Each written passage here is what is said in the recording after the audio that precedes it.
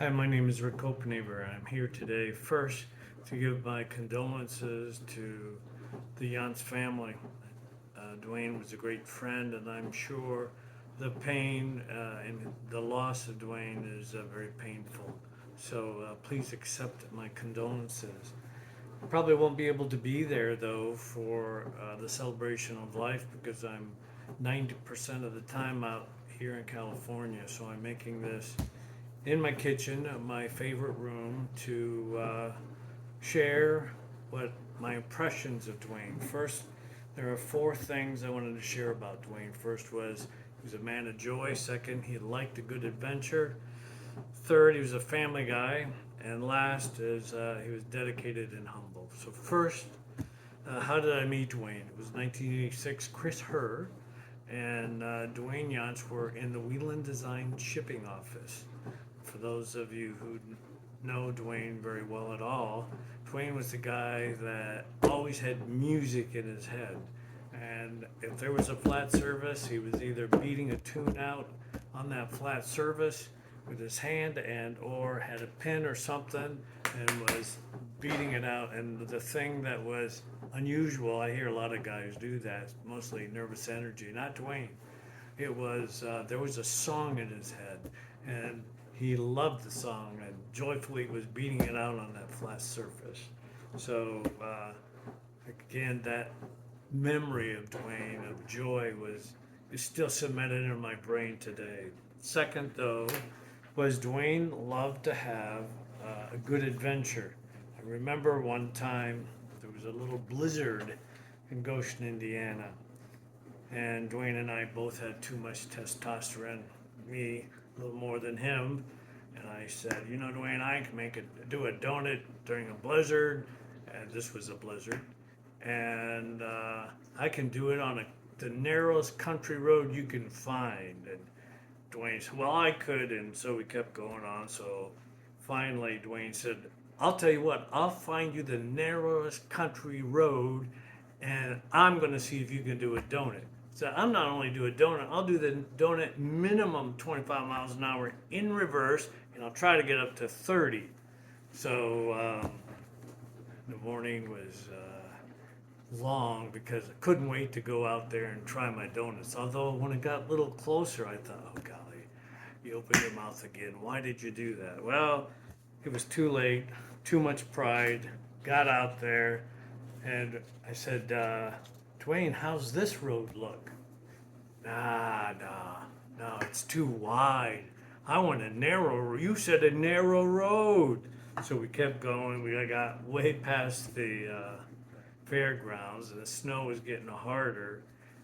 But the roads, just for the people who like to do donuts, the snow can't be deep because then you can't go as fast. So we had to hurry. Finally, we got out there. Finally, Dwayne said, this is narrow enough. Go ahead, do it. So I put it in reverse, probably got up to 25 miles an hour, did two quick circles, and during those circles, we laughed, we howled, just screamed with joy as we did those circles. I got fast enough, you can feel the centrifugal force throw you back. And then afterwards, we stared at each other like, why did we do that? What we were thinking. We were two grown men on a country road. Why we didn't go off the road, I'll never know. In my life, I think I've challenged my guardian angel more than I should have. So that second one is to remember Dwayne is an adventurous kind of guy. Next, though, is Dwayne's also a family guy. And you're going to ask, as I go through this story, you'll say, how does that represent a family guy? You're going to have to listen till the end of this one.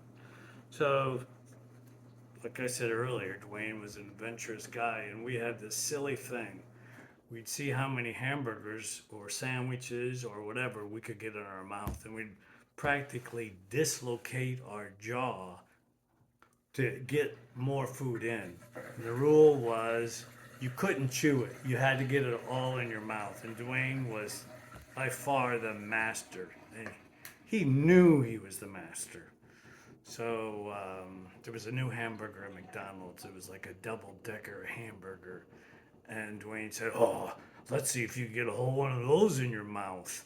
And the problem with double-decker burgers is the burgers don't give, so it's harder to put in your mouth without choking. And I said, "Dwayne, I'm sorry." It was probably the first time I ever turned down a challenge, but I thought that is way too big. Not Dwayne. For lunch I'm gonna go out. Our lunches were always adventuresome.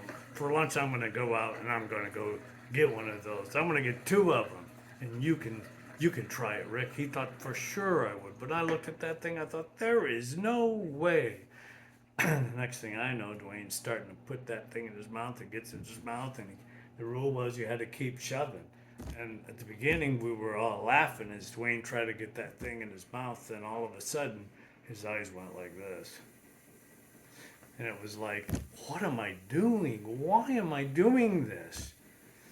And his eyes kept getting bigger and bigger and bigger. And his mouth was more and more, side profile's better, more and more dislocated. And I started thinking on my first aid training, what am I going to do? I've never heard of first aid training for digging out a hamburger out of somebody's windpipe. Well, Dwayne finally then put his finger in his mouth, and then an air hole formed around that burger. And as soon as the air hole went through the burger, you heard this kind of like Darth Vader. And then he started breathing. And then he finished chewing the burger and he said, and this is where I said he was a family guy. So the guy thought he was going to die. The pickle got stuck around his windpipe. He couldn't open his mouth anymore. He couldn't dig it out. So the first thing he said was, I'll never, ever compete like that again. I am not doing that again. All I could think about was my children. And they were going to have to write on my tombstone, Dwayne Yontz, dead of a McDonald's hamburger. So the cool thing was, no matter what he was doing, he always was thinking about his kids. Last thing that I remember about Dwayne is, I'm going to say he loved his job, but really what this story represents is his dedication to the company as well as humility. So the two of us, I won't say who it is, got summoned to our biggest customer. It's a big corporate office, nice, fancy, and the customer had accused us of making a mistake on making a piece of furniture for them. And for those people who quality, the issue was essentially, from our perspective, the customer gave us the wrong revision level, so we were making it from the wrong drawing. And we were making it from the wrong drawing because the customer told us to make it from that one, so we did.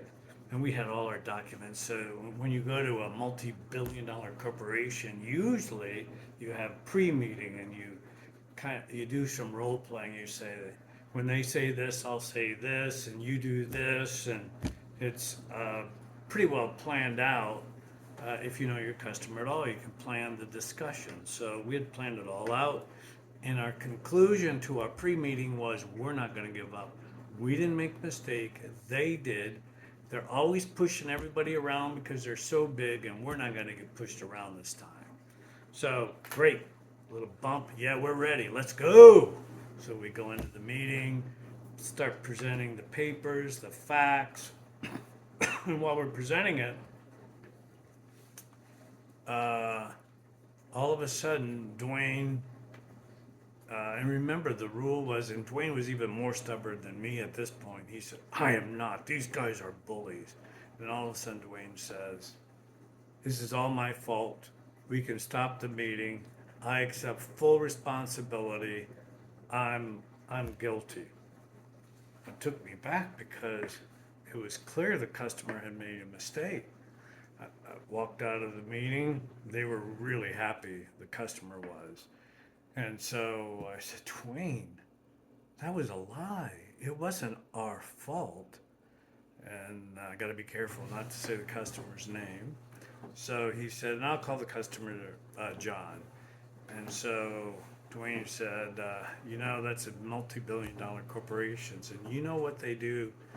Multi-billion corporations to people who make mistakes like this one, as big as this one, they fire them. They don't give them a second chance. They don't ask for an explanation. They don't want anything from that employee. They just go take security, clear their desk, and march them out. And Wheeling Designs, on the other hand, we treat people fair. We give people a chance to make mistakes, teach other people about it, learn from those mistakes. And he said, I didn't want John to lose his job today. He would have been fired by tomorrow. And so I decided it's my job. I'm going to fall on the sword. So talk about a guy who swallowed all his pride.